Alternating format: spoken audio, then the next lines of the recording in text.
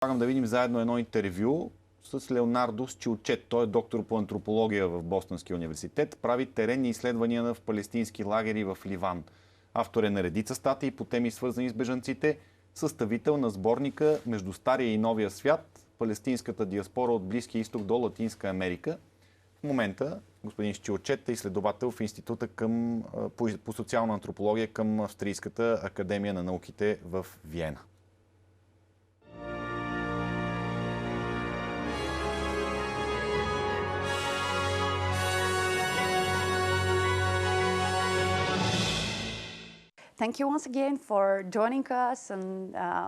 Благодаря ви, че приехте поканата ни.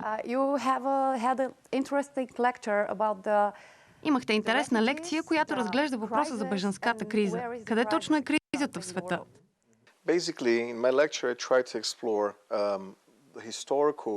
Основно в моята лекция се опитвам да изследвам исторически и географски контекст, на чиято основа да кажем, че има бежанска криза. Европейските медии и световните медии като цяло се опитват да представят, че има европейска бежанска вълна. В действителност този брой хора е внушителен и е най-големият след Втората световна война.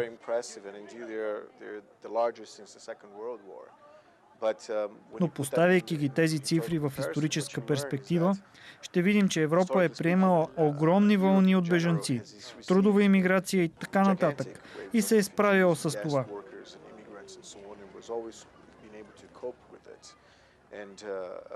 Въпреки че днес това е трудна ситуация и при това различна, тя все пак не е криза, драстично променяща средата или повратна точка, от която няма връщане обратно. Или пък криза, от която европейските държави и Европа ще загубят своята идентичност.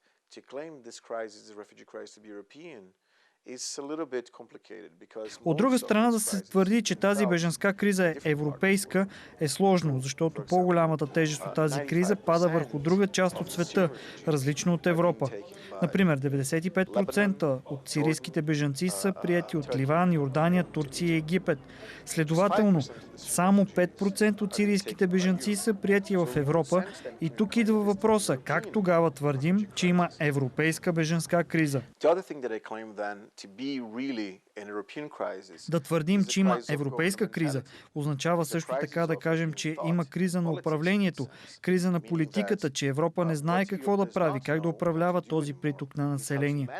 Има страх, че това ще дестабилизира Европа, такава каквато я познаваме. Но като се обърнем към историята, ще видим, че такъв род събития са се случвали доста пъти в европейската история и те никога не са били сериозно предизвикателство за европейската идентичност.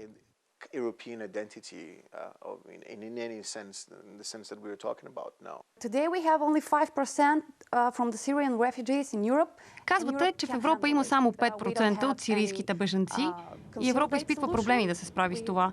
Следователно, къде според вас се корени проблема?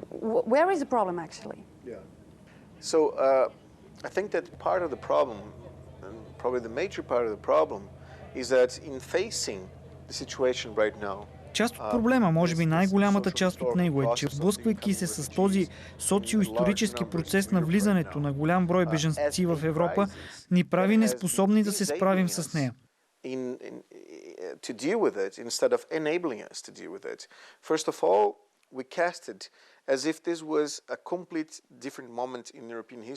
Разглеждаме този проблем като откъснат от контекста и това ни кара да си мислим, че не може да се справим с него, а всъщност трябва да го разгледаме в неговата цялост и да намерим решенията на историята.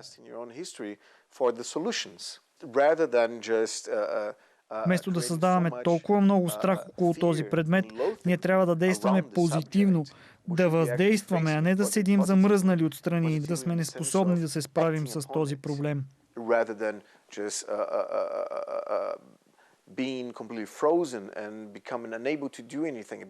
Дори да си мислим, че може да затворим границите си и да ограничим потока на хора.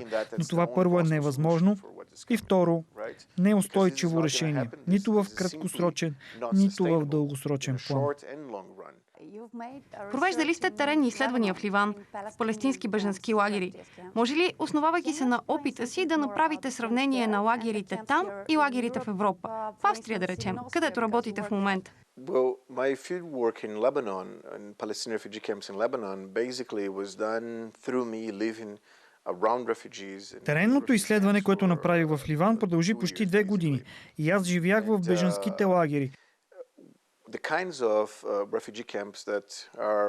Палестинските бежански лагери в Ливан са много хомогенно население.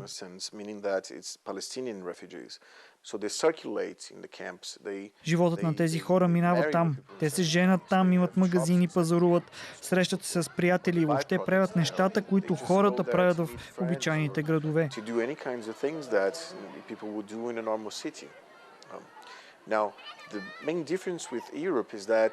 Основната разлика с Европа е тази, че тук лагерите не са за хора в продължителна бежанска ситуация, както са лагерите на палестинците в Ливан, където хората живеят вече второ, трето поколение. Бежанските лагери в Европа са просто места за преминаване. Те са временни и са значително хетерогенни, защото хората от различни нации и религии, които търсят убежище, минават през тези лагери. При тях няма такова дълбоко социално обвързване, както е в палестинските лагери в Ливан. Social bonding in the same way that you have in the Palestinian refugee camps in Lebanon, for example. Where is the value of the Europe? And we are open, we are. Но къде останаха европейските ценности, че сме отворени и широко скроени и всеки може да дойде тук без значение от религията, цвета на кожата? А сега има една властваща стигма, че щом си от Близкия изток, вероятно си терорист. Как се стигна до тук?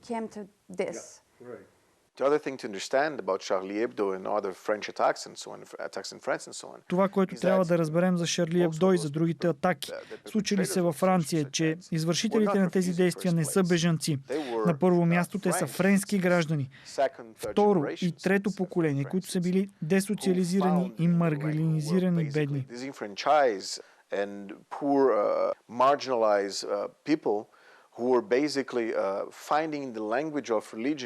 Те намират в езика на религията легитимация за изразяване на техния проблемен живот. Може да кажем, че исляма за някои от тези хора е език, чрез който те изразяват това, което искат да направят. Но не исляма е причина за действията им. С или без исляма, те ще продължат да правят това. Ще намерят друг дискурс, с който да оправдаят действията си.